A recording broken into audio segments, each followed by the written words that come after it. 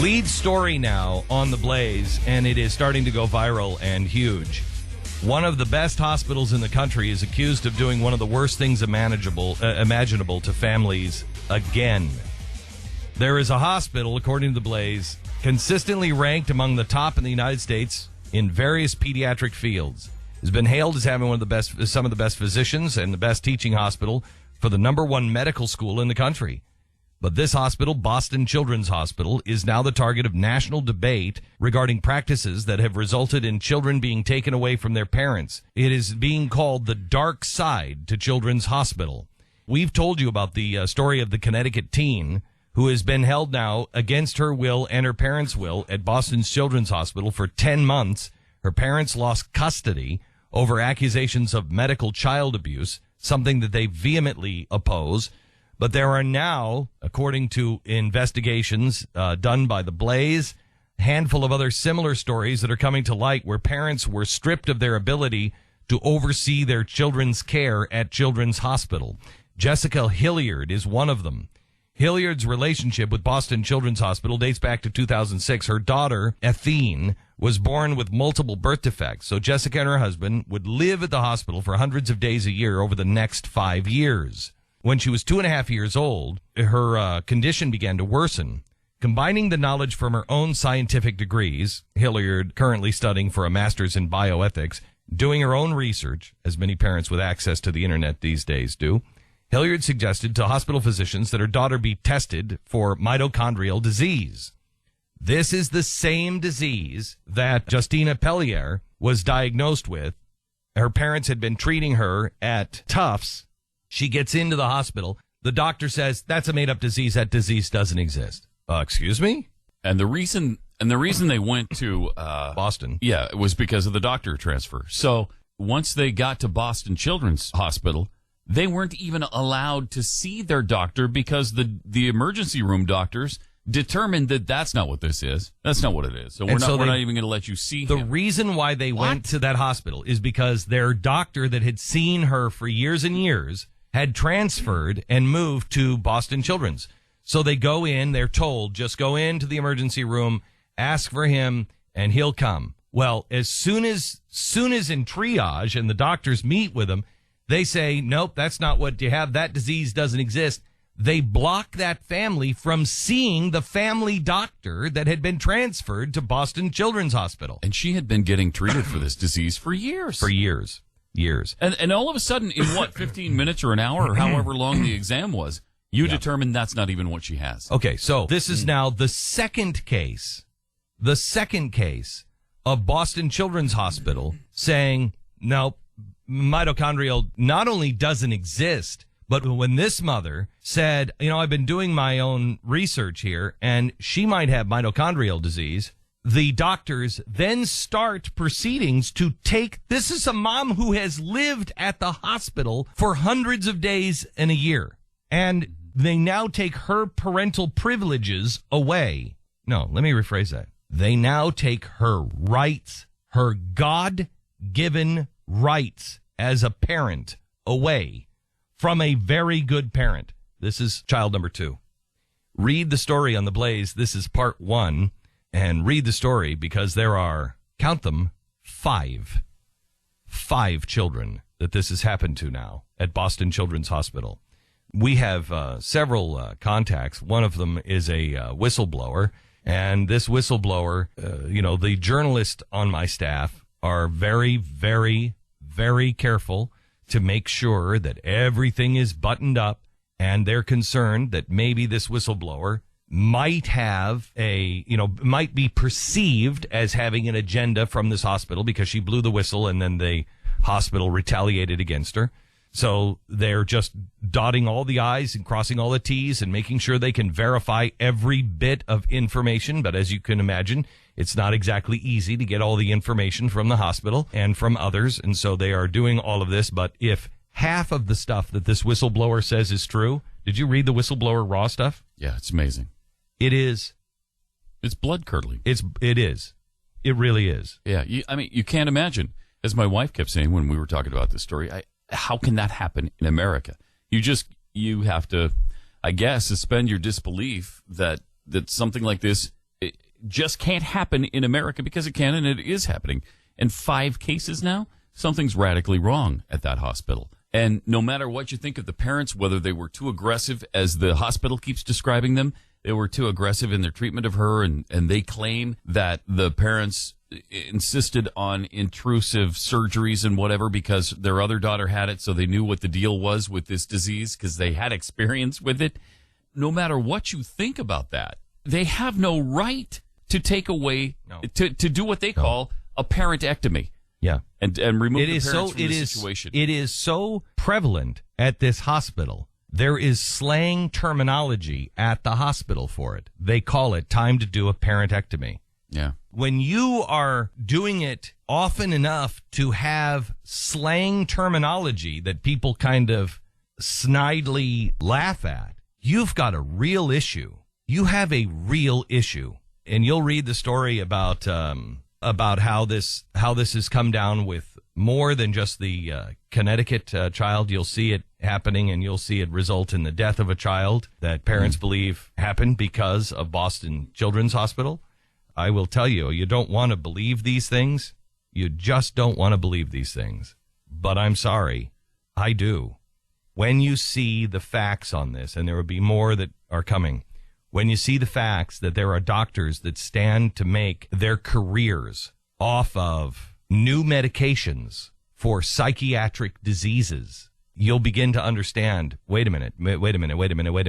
Maybe those doctors who stand to make their careers off of proving that there's this new kind of Munchausen by proxy disease and that mitochondrial disease is made up. But let me tell you about this new disease of the mind, and I can give you all this medication, which will make everybody in the long chain very wealthy. You better wake up, America. The president spoke about doctors cutting feet off for $30. We know that's not happening. Something's happening at Boston Children's Hospital, and it is so bad that I will tell you this. I am a big supporter of Children's Hospital. I have supported children's hospitals in every city that I have lived in. I believe in children's hospitals. My daughter Mary was born at a children's hospital. If it wasn't that she was born at a children's hospital, I don't know if she would have made it. I really don't. I don't know what the outcome would have been with Mary. My life has been blessed by children's hospitals. I have raised money. We have given money. So I have no axe to grind. Exactly the opposite.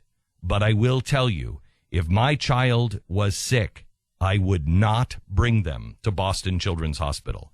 There is no way, with what I know at this point, there's no way I would admit my child to Boston Children's Hospital. There is something very wrong. And I, unfortunately, think that the Department of Children and Families, I think they are also involved. I'm not suggesting that there's money exchanging hands or anything. I think it is just a case of, well, they're hospital experts. They know. And so just listen to them.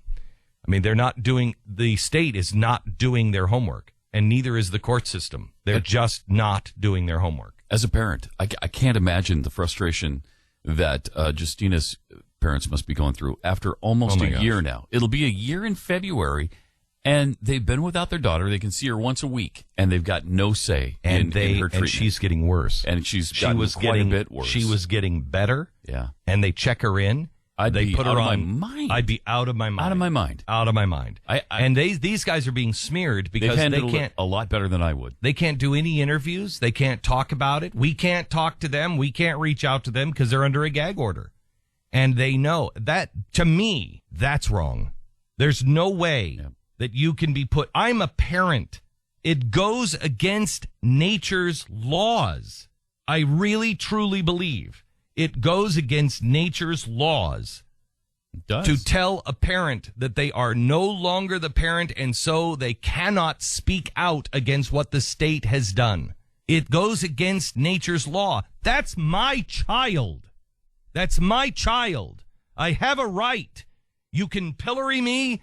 You can say whatever you want. You can make me into a horrible dad, but I have a right to speak out and say what's happening to my daughter. If the court of public opinion decides to destroy me for it, so be it. but I have a right to ring the bell. And there is no law that can usurp the power of your natural right. And I believe our courts are doing it. They are taking these children away and then telling the parents they have no right to speak out. They'll go to jail. And the parents, they know if they speak out, they'll never get their kids back. What would you do? What would you do? And so what happens is, and the state knows it, what happens is it leaves a seed of doubt in your mind, because Boston Children's Hospital, they're respected. They're doctors. They know these things. There has to be something wrong with the parents. How come I haven't seen the parents? Where are the parents? Mm-hmm. Well, they've got a gag order. They can't say anything. Well, there's got to be something wrong with them. That's why the gag order is so wrong. If these guys are so bad, if they are so, trust the people. Trust us. We'll see it. We'll see it. We'll know. Trust us. This is wrong. Please read this story and spread it to your friends. It's not a happy story. It's not a Christmas story. I will tell you that if you got involved, if you went to MITO, MITO, action.org, if you got involved, because these stories are happening all over the country, believe it or not. If you went there and you saw how you can help, they're trying to raise money to have really a good defense for this family. If you got involved, this child might be home for Christmas. Might. It's in the court system right now. They're delaying. They're waiting for some more information. But I'm telling you, they are up against the power of the state. And I believe this state is corrupt.